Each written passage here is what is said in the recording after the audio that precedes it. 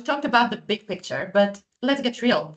How are companies actually solving these challenges? And I can give a spoiler. I believe the answer isn't spreadsheets or guesswork. Probably the game changer is technology. So let's break it down. We've heard about automation and data integration, but what does that really look like in practice for CapEx and OpEx management?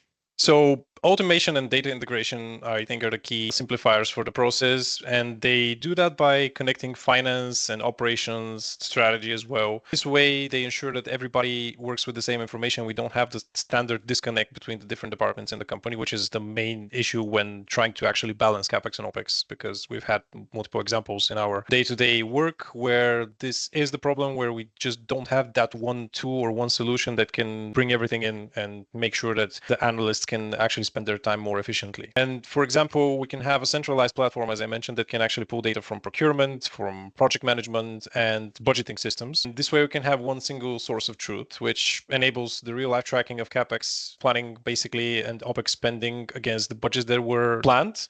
And by having that, we can reduce the errors and the inefficiencies which the current manual processes in a lot of companies cause. For example, let's just go again to the CapEx example, a construction firm that's managing multiple CapEx projects. By automating their cost tracking and by integrating and internalizing their supplier data, that company instantly gains visibility to whether the projects are running smooth, whether they're running over budget, whether they are under budget, which is of course the dream.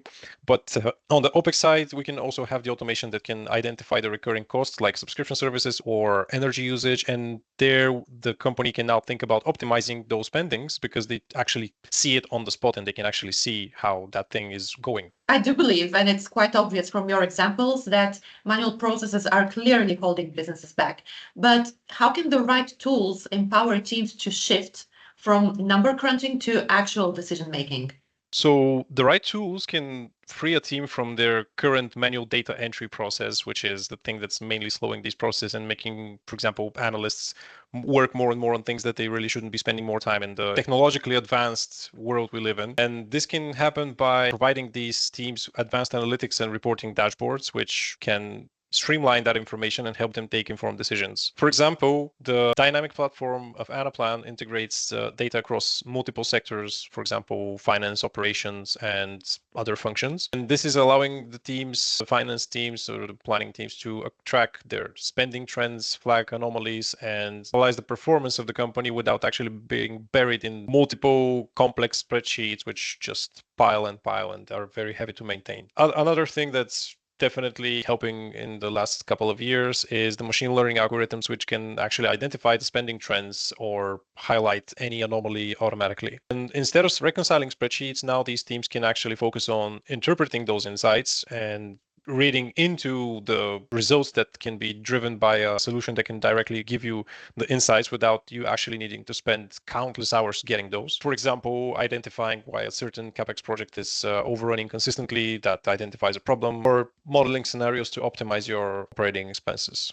Additionally, the automation is what enhances collaboration because with tools like workflow automation, approvals for large CapEx investments or operating expenses budgets and adjustments can move faster. It can keep the decision-making agile, again, not making people spend too much time on those processes. And this ensures that teams spend more time on strategic questions, such as whether there is a need to allocate some additional resources to a growing product line or something else that can be spent better instead of just focusing too much on those administrative tasks and things that definitely can take less time. Well, totally makes sense. Now, let's talk about scenario planning. It's one of those things that sound very fancy, but it's actually very, very important. And how does technology make it easy for businesses to play out the what ifs and prepare for any situation? So technology is what's making the scenario planning accessible by integrating those predictive analytics and simulation capabilities into the budgeting tools. For example, a business can benefit and work with different scenarios by modeling them and seeing what happens. For example, if raw material prices go up or operating expenses will be impacted if swiftly the company needs to shift to hybrid work, as we've seen recent years after COVID. These simulations can definitely I would say even always provide a clear understanding of risks and trade-offs from any any variable that can be applied on the business. For example, let's say that the company is considering a CapEx investment in a new manufacturing facility. Those planning scenarios and the tools that apply them optimally, they allow them to compare the outcomes across different variables like, let's say, demand growth or inflation rates, which we've seen recently, or tax changes, which is also a common thing. They can run simulations for the OPEX impacts, such as, for example, increase in the cost of energy or the labor costs or anything that can affect the cost spending, and just adjust their strategies according to those changes. With those automations, the complex scenarios can be generated in minutes as compared to before hours, days. This way, the leadership can evaluate their options and definitely take more informed and data-driven decisions quickly rather than wait for a report to be generated for days. And lastly, I think that in a volatile market, this capability is quite crucial for what every company needs to do right now, which is basically stay ahead of the curve. Speaking of technology, BI has been making waves with solutions that don't just simplify CapEx and OpEx planning, they, I can say, redefine it.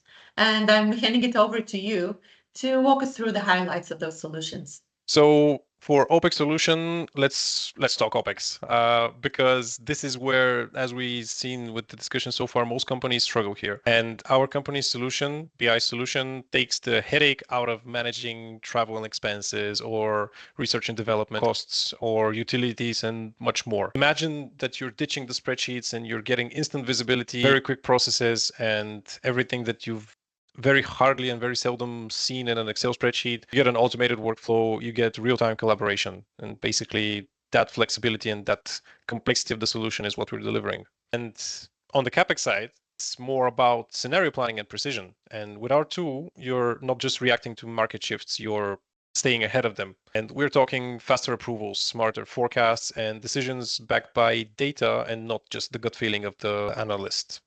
Alex, thank you for the overview of our CapEx and OpEx solutions. And if you want to learn more, you can visit our website or you can contact us and have a chat with Alex or some of our other experts from BI.